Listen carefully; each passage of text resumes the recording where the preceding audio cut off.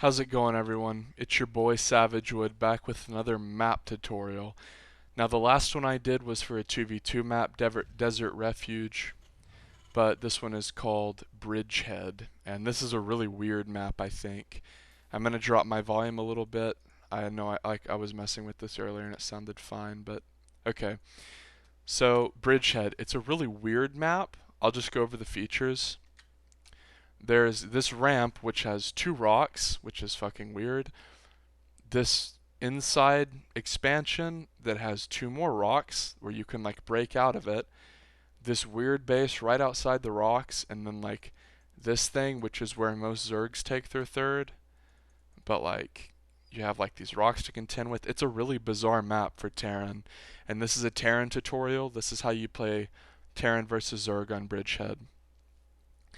So not only will this be about this map specifically, this is kind of how to play it in Legacy of the Void in general, because I've been playing a lot of Legacy of the Void recently, and I feel like I have a pretty good understanding of how like the meta in TvZ, especially compared to HOTS. So CC first, that's pretty fucking standard. Like I don't like to dick with the Reaper, but I mean, you can Reaper if you want, but this is so safe, I would recommend going CC first. The Zerg will almost always go hatch first in Legacy of the Void, and then he'll do this where he'll like gas pool or vice versa. So there's a lot of like little variations you can do, but I'm just going to kind of go over the general concept of how to play Bridgehead. This isn't like a build order tutorial video, this is more of like a general concepts how to play Bridgehead. There's like a lot of different ways you can do it, but this is the way that I found most successful. So it's worth noting, since like there's this absurd little choke, that unless the Zerg takes a quick third, Hellions are like really shitty on this map. So one of the ways that I've counteracted that is you can build this bunker up here. And then obviously like this should never happen if you're a Zerg, but it did. So I build this bunker up here, and this kind of shuts down the third base and forces them to make units, which serves the same purpose as Hellions in a way, because people make Hellions not to kill you, but to prevent you from making more drones and to kill drones. But I mean, like this choke is so safe. I just prefer this bunker, because if you look at his vision, he like can't see shit, and then he sees this, runs up there, oh shit, there's a bunker, and then it's like, oh okay, I can't mine from these patches. So now look, he has to make 10 more links here. So okay, this bunker is basically serving the purpose of Hellions, and don't do this, that's fucking stupid. Just chill up here and make him come kill you. I made a couple Hellions anyway. And this is key right here. You have your tech lab on your starport, and you get this upgrade, the rapid deployment, because playing Legacy of the Void in general relies a lot more around drop play, because the standard for Zerg is not Mutiling Baneling, and I take this base, by the way, this is very important. It's not Mutiling Baneling, it's ground Zerg, so like Ravager, Lurker, Roach, Hydra type thing. So this is how you play Bridgehead. You take this base, you kill these rocks, usually just one I think, and then you make a depot wall. And then you go into bio, as he denies my base. Now it's very important to know whether you're playing against Muta or ground Zerg. If we go to my vision, I can't tell right now, but I'm kind of assuming he's playing ground Zerg. You really should scout, you should scan, but it's a safe bet, and I will. So after I finish my upgrade for the increased drop, I go ahead and swap the tech lab onto my factory and make this a reactor. Now this is very important. Whenever you play against ground Zerg, you need to start siege tank production. I don't, because my macro is going to shit because I'm trying to take this base. The rock clear was sloppy. So, yeah. Remember when I made those 2 Hellions after I told you not to make Hellions? That's why. Because you need to start making tanks immediately and not Hellions, because Hellions suck dick at breaking down rocks and tanks are very good. So look at this drop. I'm like actually making good use of my Hellions despite the map being terrible. I'm not microing particularly well, but the drop itself is a good move. And see, I see all of this. I've identified that yes, I'm facing ground Zerg. I'm not facing Mutiling Baneling. So I know I'm facing ground Zerg. So what does that mean I should do? How should I react? That means I should throw down a second factory and start making more tanks. I should focus on medevacs. I should go more marauder heavy, and I should, like, my main priority is to drop. This is hard for a lot of new players, but it's kind of a double-sided coin because whenever you face other new players, so like if you're in like Gold League or below, dropping people is one of the easiest ways to get wins because new players can't handle the multitasking even of like one drop and like one attack. So I really should be dropping consistently. Also, this base is extremely vulnerable because obviously he's going to have his units here because of this base and this base. And there's no way, since my third is down here, that I can parade push up to this base. So you constantly want to drop this base. That's like your main priority when dropping. And like obviously you want to drop and do other stuff at the same time. So like I said, we're just going to reiterate a bit. The keys to Bridgehead, taking this as your third, knocking down the rocks, and then identifying whether you're playing against mutas or ground Zerg.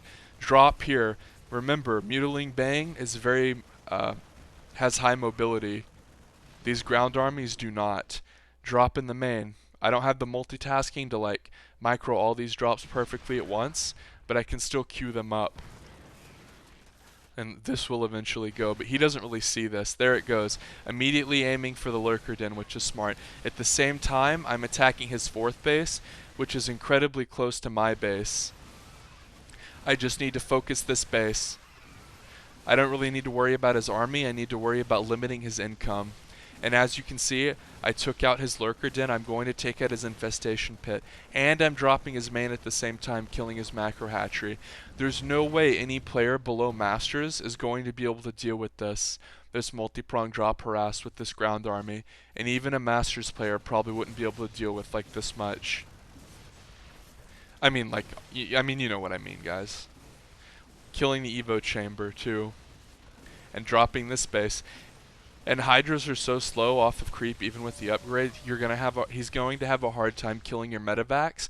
So even whenever he comes over, he's gonna get fucked because you can just speed boost away. And like a Spore and Spine, when you have 2-2, doesn't mean shit. Just focus it and move on to killing drones. And look, he's bringing his army up to kill more of mine. And I'm taking my fourth right here. This is a key component to playing this map, because once you establish a fourth here and take a PF, the Zerg can't really do anything. Notice how I have 2 dropships waiting up here. This is a key element of playing Bridgehead, is you always want to have medevac pressure up here. Even if it's just waiting, like, okay, I'm going to have medevacs waiting, and then once I attack down here, I'm just going to send the medevacs in, because obviously, you know, look how much of a walk that has to be. And these like 2 spines, they don't do shit. Once you're 2-2 bio, static defense is nothing. So as soon as I land this, I start to set up static defense and make it a planetary, because as soon as the Zerg sees this, he's going to try to all in it because he knows that it's going to be so powerful once I get it set up. I know this, so I immediately drop as I had those 2 medevacs waiting, and I start to push him and scan. Now at this point, I do not need to attack. I just need to sit. I just need to make him worry so he doesn't attack this, and I need to sit. These 2 tanks make it very hard for him to attack into it. I miss micro a bit here because I'm worried about all these drops in his main, so I immediately kind of lose my 2 tanks. However, if I pause, it looks like, oh, you're going to lose the fight. But I have so much production, and like just look in his main. He's lost all that stuff he's rebuilt, including the static defense. He's rapidly losing overlords. He can't spend his money because I killed his macro hatch and have been making him multitask so much. His main is under fire. He's consistently losing overlords. This base died because of my multitask. And I'm not like, it sounds like I'm being arrogant, like, oh, my multitask. No, it's Bridgehead, so there's no way he can defend up here and down here. No player is going to be able to like predict where you're going to drop like that. and like be able to allocate your army. Like, because what if I attacked with 4 Marauders down here and did like a 4 Medevac Doom drop up here? That's what makes dealing with this drop heavy play so hard to deal with when you're Zerg. So I'm going to go ahead and play it again.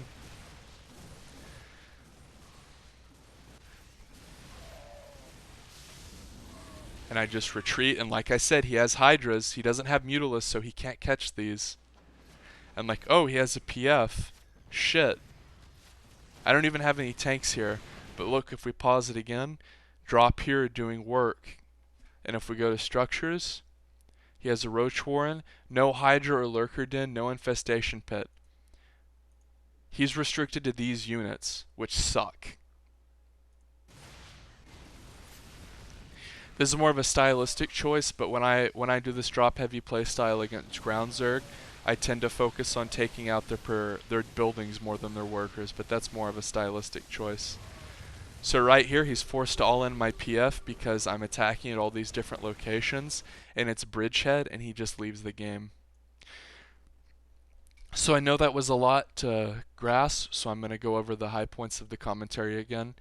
Take your third base here. Go Marauder, Medevac, Siege Tank heavy. Always drop this base. Attack you, and like while you attack, drop this base. Drop this base even when you don't attack, and then drop his main at the same time if you can. Even a very good player can't deal with all this if they're going ground Zerg, and they especially can't deal with it on Bridgehead. If you enjoyed this video, please subscribe to my channel. It's completely free, and you won't be bombarded with annoying notifications. Wow, what a deal.